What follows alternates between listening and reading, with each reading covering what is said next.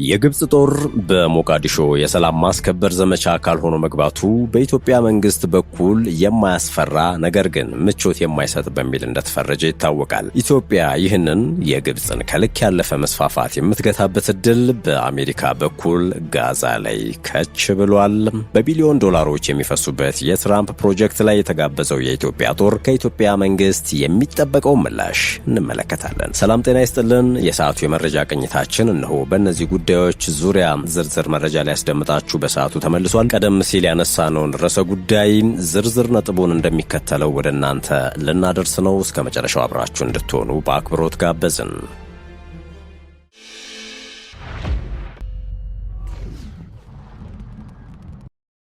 ኢትዮጵያ ወታደሮችን እንድትልክ በአሜሪካ ተጠይቃለች የተባለበት የጋዛ ተልዕኮ ምንድነው? እስራኤል በሐማስ የተፈጸመባትን ጥቃት ተከትሎ በጋዛ ለ2 ዓመታት ያካሄደችው መጠነ ሰፊ ወታደራዊ ዘመቻን በተኩስ አቁም ስምምነት እንዲያበቃ ዘላቂ ሰላም እንዲሰፍንና በከፍተኛ ሁኔታ የወደመችውን ጋዛን መልሶ ለመገንባት እቅድ መቅረቡ ይታወቃል። በአሜሪካው ፕሬዝዳንት ዶናልድ ትራምፕ የቀረበውና በተባበሩት መንግስታት የጸጥታው ምክር ቤት ተቀባይነት ያገኘው ባለ 20 ነጥብ የሰላም እቅድ ከጥቅምት መጀመሪያ አንስቶ ተግባራዊ በመሆኑም በጋዛ የሚካሄደው ጥቃት ጋብ ብሏል። በሰላም እቅዱ ጋዛ ውስጥ የደህንነት ጥበቃ የሚያደርግና የተኩስ አቁም ስምምነቱን የሚቆጣጠር ዓለም አቀፍ አረጋጊ ኃይል ወይም አይኤስኤፍ ተቋቁሞ እንደሚሰማራም ነው የተጠቀሰው። ትራምፕ ያቀረቡት 20 ነጥቦችን በያዘው የሰላም እቅድ ውስጥ በ15ኛ ተራ ቁጥር ላይ የሰፈረው ሐሳብ አሜሪካ ከአረብና ከዓለም አቀፍ አጋሮች ጋር በመስራት ጊዜያዊ ዓለም አቀፍ አረጋጊ ኃይል በማዋቀር በአስቸኳይ ጋዛ ውስጥ እንዲሰማራ ይደረጋል ይላል። የትራምፕ አጠቃላይ እቅድ ፕሮጀክት ሰንራይዝ፣ ኒው ራፋህ የሚባሉ ስሞች የተሰጡት ሲሆን ለዚህ ደግሞ እስከ 50 ቢሊዮን ዶላር ተመድቦለታል። በዋናነት ዓለም አቀፍ አረጋጊ ኃይሉም ከዮርዳኖስና ከግብጽ ጋር በመመካከር በጋዛ ውስጥ የሚሰማራውን የፖሊስ ኃይል አባላትን አጣርቶ በመመልመል ስልጠና ይሰጣል። በጥምረትም ከግብጽና ከእስራኤል ጋር በመሆን የድንበር አካባቢ ደህንነትን የመጠበቅ ኃላፊነት ይሰጠዋል። እንዲሁም ጋዛ ሰርጥን ወታደራዊ እንቅስቃሴዎች ነፃ ማድረግ፣ ሐማስን ትጥቅ ማስፈታት እንዲሁም በጣም አስፈላጊ የሆነውን የሰብአዊ እርዳታ አቅርቦት የተሳካ እንዲሆን ማመቻቸት የሚሰማራው ኃይል ኃላፊነት እንደሚሆን ተነግሯል። ነገር ግን በእቅዱ መሰረት እስራኤል ወታደሮቿን በማስወጣት ጋዛን ለሚሰማራው ኃይል ስታስረክብ ሐማስም ትጥቁን መፍታት ይጠበቅበታል። ትጥቅ የማስፈታቱ ሁኔታ በምን ያህል መጠንና እንዴት ይከናወናል የሚለው ገና በውል ያለየለት ጉዳይ መሆኑም ሪፖርቶች ያመለክታሉ። የፕሬዝዳንቱን እቅድ ለማስፈጸም ዋነኛው ኃላፊነት ያለባቸው የውጭ ጉዳይ ሚኒስትር ማርኮ ሩቢዮ ባለፈው ሳምንት እንደተናገሩት በቅርብ ጊዜ ውስጥ ዓለም አቀፉ ሰላም አስከባሪ ኃይል ተሰባስቦ ስራውን የሚጀምርበት ሁኔታ እንደሚመቻች አመልክተዋል። በሁሉም ወገኖች ተቀባይነት ያላቸው በርካታ ሀገራት ፈቃደኛ በመሆን የአረጋጊው ኃይል አካል ለመሆን ፈቃደኛ እንደሚሆኑ በጣም እርግጠኛ ነኝ ሲሉ ነበረ ሩቢዮ ለጋዜጠኞች የተናገሩት። ወደ ጋዛ ወታደሮችን ማሰማራት በጋዛ የተካሄደውን የ2 ዓመት ጦርነት ያስቆመው ስምምነት ሁለተኛው ምዕራፍ የሆነው የአረጋጊ ኃይል ስምሪት በአዲሱ የአውሮፓውያን ዓመት መጀመሪያ ላይ እውን እንዲሆን የአሜሪካ ከፍተኛ ባለስልጣናት ጥረት እያደረጉ ነው። ሮይተርስ የዜና ወኪል የአሜሪካ ባለስልጣናትን ጠቅሶ እንደዘገበው በርካታ ሀገራት ለተልዕኮው አስተዋጽኦ ለማበርከት ፍላጎታቸውን መግለጻቸውንና የኃይሉን መጠን ተዋጽኦውን የሚሰፍርበትን ሁኔታን ስልጣንና ኃላፊነቱን ወጣበት መመሪያ በመዘጋጀት ላይ መሆኑን ገልጿል። እንዲሁም ባሳለፍነው ሳምንት የአሜሪካ ጦር ሰራዊት ማዕከላዊ እዝ ከ25 የሚበልጡ ሀገራት ተገኝተው ወደ ጋዛ የሚሰማራው ኃይል በሚኖረው የእዝ ተዋረድና በተያያዥ ጉዳዮች ላይ እቅድ ለማውጣት ኳታር ዶሃ ውስጥ ስብሰባ አካሂደዋል። በፕሬዝዳንት ትራምፕ የሚመራው የጋዛ የሰላም እቅድ አካል የሆነው የመረጋጋት ኃይል በአሜሪካ ጄኔራል እንዲመራ የታሰበ መሆኑም ተነግሯል። ጋዛ ውስጥ የሚሰማሩ ወታደሮችን ማዋጣት ዋነኛው ጥያቄ ነው። ነገር ግን የወታደሮቹን ስምሪት ጨምሮ 5 ዋነኛ ሀገራት የሚሳተፉባቸው መስኮች አሉ። እነዚህም ወታደሮችን በማሰማራት ሕግ አስከባሪ መኮንኖች፣ የገንዘብና የአቅርቦት ድጋፍ፣ ፍልስጤማውያን ፖሊስ መኮንኖችን ማሰልጠንና መደገፍ ናቸው። እቅዱን እየመራች ያለችው አሜሪካ ከተለያዩ ሀገራት የተውጣጡ ወደ 10,000 የሚደርሱ ህብረ ብሔራዊ ወታደሮችን በቀጣዩ የአውሮፓውያን ዓመት አሰባስባ ለማሰማራት ትሻለች። ነገር ግን ከ8,000 የሚልቁ ወታደሮችን ማግኘት አትችልም በማለት ጥርጣሬያቸውን ይገልጻሉ። በጋዛ ውስጥ ለሚሰማራው ኃይል አስተዋጽኦ ለማበርከት ፍላጎታቸውን ካሳዩት 19 ሀገራት መካከል አብዛኞቹ በቁሳቁስ በአቅርቦትና በትራንስፖርት ዙሪያ ለመሳተፍ የወሰኑ ሲሆኑ ወታደሮችን በመላኩ በኩል ግን በተጨባጭ የተባለ ነገር የለም። ሳውዲ አረቢያና የተባበሩት አረብ ኤምሬትን ጨምሮ በርካታ የመካከለኛው ምስራቅ መንግስትና የአሜሪካ ወዳጆች ለሚሰማራው ኃይል የሚያስፈልገውን ገንዘብ ለማሰባሰብ እየሰሩ መሆናቸው ተነግሯል። ወታደሮችን ለማግኘት የሚደረግ ጥረት።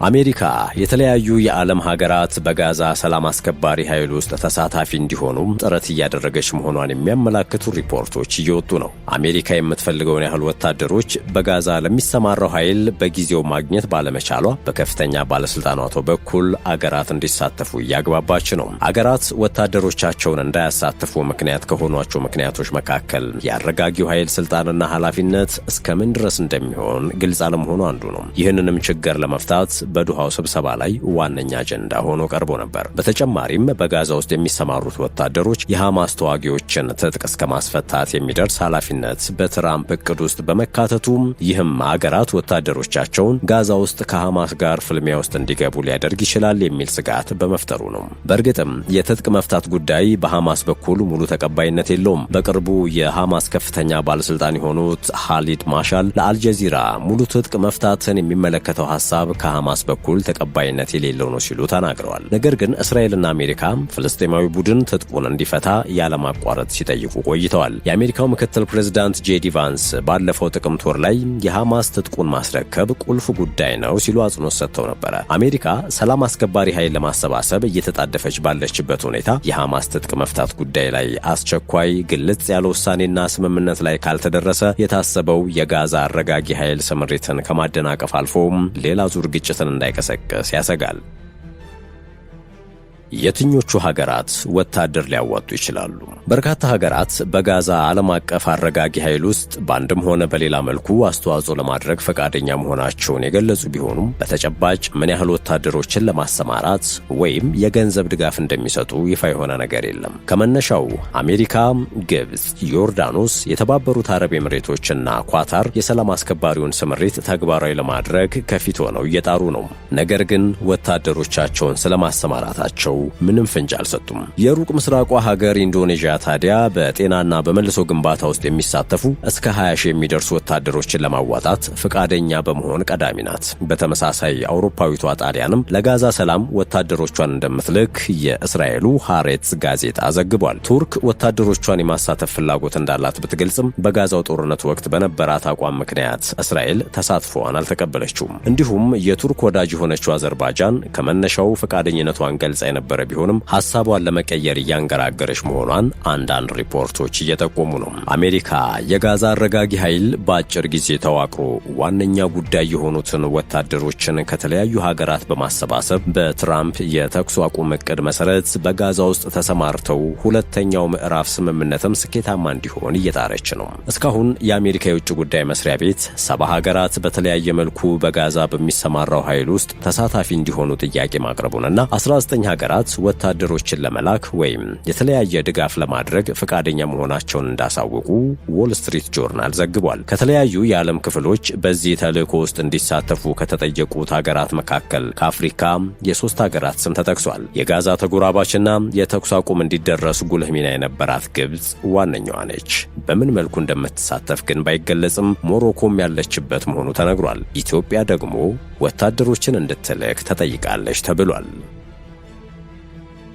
ለኢትዮጵያ ቀረበ የተባለው ጥያቄ ከኢትዮጵያም ሆነ ከአሜሪካ መንግስት በኩል እስካሁን ማረጋገጫም ሆነ ማስተባበያ ባይሰጥም ኢትዮጵያ በዓለም አቀፉ የጋዛ አረጋጊ ኃይል ውስጥ ወታደሮቿን እንድታሳተፍ በውጭ ጉዳይ ሚኒስትር ማርኮ ሩቢዮ መጠየቋ ተዘግቧል። ጉዳዩን በቅርበት የሚያውቁ 2 ምዕራባውያን ዲፕሎማቶች ነገሩኝ ብሎም ታይምስ ኦፍ ኢዝራኤል ባወጣው መረጃ ምንም አይነት ዝርዝር ሳይገለጽ ኢትዮጵያ ለጋዛ ሰላም አስከባሪ ኃይል ወታደሮችን እንድታዋጣም ከአሜሪካ ጥያቄ ቀርቦላታል ሲል ዘግቧል። ይህ በእንዲህ እንዳለ ከጥቂት ሳምንት በፊት ህዳር 24 2018 ዓ.ም የአሜሪካው የውጭ ጉዳይ ሚኒስትር ማርኮ ሩቢዮ የአፍሪካ ቀንድ ሰላምና ቀጠናዊ መረጋጋትን በተመለከተ ከጠቅላይ ሚኒስትር አብይ አህመድ ጋር በስልክ መነጋገራቸውን መስሪያ ቤታቸው ማስታወቁ አይዘነጋም። ነገር ግን በአሜሪካና በኢትዮጵያ ከፍተኛ ባለስልጣናት መካከል የተደረገውን የስልክ ውይይትን በተመለከተ ምንም አይነት ዝርዝር ካለመውጣቱ በተጨማሪ ከኢትዮጵያ መንግስት በኩል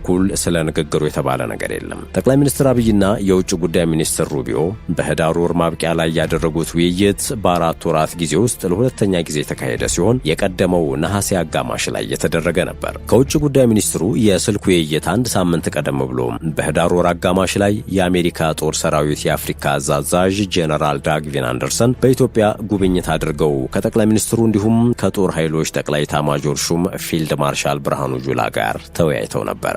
ሸገር ታይምስ ባደረገችው ቅኝት ጄኔራል ዳግቪን አንደርሰን ያኔ በአፍሪካ ያደረጉት ጉዞም በተመረጡት የአፍሪካ ሀገራት ብቻ የተወሰነ ነበር። ገና ከመነሻውም የዶናልድ ትራምፕ አስተዳደር በአፍሪካ የሚኖረው ሚና ከሰብአዊ እርዳታ ድጋፍ ወደ ስትራቴጂክ የንግድ አጋርነትና ጸረ ሽብር የጋራ ዘመቻ ይቀየራል በሚል በአሜሪካ የውጭ ጉዳይ ቢሮ ያወጣውን አዲስ የፖሊሲ ለውጥ መነሻ በማድረግ ነበር። በዚህም መሰረት ኢትዮጵያ በአፍሪካ ቀንድ አሜሪካ ለሚኖራት የጸረ ሽብር ዘመቻና ቀጠናዊ የደህንነት ስምሪት የትራምፕ መንግስት ወሳኝ አጋር ተደርጋ ተወስዳለች። ለዚህ ደግሞ ኢትዮጵያ አሜሪካ ጋር በሶማሊያ ያደረገችው 2 አስርት ዓመታትን የሚጠጋ የሰላም ማስከበር ዘመቻ እንደ ግዙፍ የስኬት መነሻ ትራክ ሪከርድ ተወስዶ ነው በጋዛ ወታደሮቿን እንድትልክ የተጠየቀችው። ይህ ብቻም አይደለም። ጄኔራል ዳግቪን አንደርሰን ኢትዮጵያ በቀይ ባህር እያቀረበች ለምትገኘው የይገባኛል ጥያቄም ይፋዊ ድጋፍ ሰጥተዋል። ኢትዮጵያ በቀይ ባህር የባህር በር ባለቤት ብትሆን የቀጠናው ደህንነት በእጅጉ ይሻሻላል ሲሉ ነበረ ድጋፋቸውን የቸሩት። ይህ የአሜሪካን ጄኔራል ማረጋገጫ አስመራና ካይሮ ከባድ የተባለ ድንጋጤ መፍጠሩም እየተነገረ ነው። ይህ የአዲስ አበባና ዋሽንግተን ጄኔራሎች ምክክር ይፋ ከሆነ በኋላ የኤርትራው ፕሬዝዳንት ኢሳያስ አፈወርቂ ወደ ሳውዲ አረቢያ አምርተው የሀገሪቱ መንግስት በቀይ ባህር ቀጠናም ተጽዕኖን አጠናክሮ እንዲቀጥል የውጭ ኃይሎች በቀይ ባህር ለመግባትና ከባቢውን ለመቆጣጠር ጫፍ ላይ ደርሰዋል የሚል ተማጽኖ አቅርበው ተመልሰዋል። ሌላኛው ጂኦፖለቲካዊ አንድምታ ደግሞ የግብጽ ጦር በሞቃዲሾ የሰላም ማስከበር ዘመቻ አካል ሆኖ መግባቱ በኢትዮጵያ መንግስት በኩል የማያስፈራ ነገር ግን ምቾት የማይሰጥ በሚል እንደተፈረጀ ይታወቃል። ግብጽ ኢንሰርክልመንት ኢትዮጵያን መክበብ በሚለው መርህ ወደ ሶማሊያ ጦሯን ስታሰማራ የታቀደው ዓላማ ግልጽ እንደሆነ ይነገራል። እርሱም በኢትዮጵያ ላይ የጸጥታ ስጋትን መፍጠር፣ በመልክዓ ምድርና ወታደራዊ ታክቲክ አጥሮ ማስቀመጥ፣ ማዕከላዊ መንግስቱን ለሚዋጉ ኃይሎች በቅርበት ድጋፍ መስጠት የሚያስችላትን ፖዚሽን መያዝ የሚሉት ይገኙበታል። ይህ ምን ያክል ይሳካል የሚለው ጥያቄ እንደተጠበቀ ሆኖ በጋዛ የአሜሪካ ሰላም ማስከበርና ሽግግር ተልዕኮ ስር ወታደር ለማዋጣት እያመነቱ ካሉ ሀገራት መካከል አንዷ ግብጽ መሆኗ የዲፕሎማሲ ክስረት እያስባለው ይገኛል። የኢትዮጵያ ጦር ወደ ጋዛ የሚገባ ከሆነ በመካከለኛው ምስራቅ በታሪክ የመጀመሪያ የሰላም ማስከበር ተልዕኮ መሆኑ ብቻ ሳይሆን በጋዛ ጦርነት ዋነኛዋ ተቃዋሚና ተቆርቋሪ ተደርጋ ትወሰድ የነበረው ግብጽ የጭንቁ ጊዜ ሲደርስ ሽሽት መጀመሯ ኢትዮጵያ በጂኦፖለቲካዊ አሰላለፍ ተመራጭ እየሆነች ስለመምጣቷም ማሳያ ነው እያሉ ነው ተንታኞች። ከዚህም አልፎ ግብጽ በአፍሪካ ቁጥር 1 ባላንጣ ብላ የምትፈርጃት ሀገር ጦር ሰራዊት በትራምፕ መንግስት ዓለም አቀፍ ማረጋጋት ኃይል ስርም በጥቂት ኪሎ ሜትሮች ልዩነት ከስዊዝ ካናል ማዶ ጋዛ ላይ ሲንጎማለል ማየት ከፍተኛ የስጋት ምንጭ እንደሚሆንባት ሳይታለም የተፈታ ነው። የተከበራችሁ የሸገር ታይምስ ቤተሰቦች የመረጃ ቅኝታችን ይህን ይመስል ነበረ። በያላችሁበት ሰናይ ጊዜ።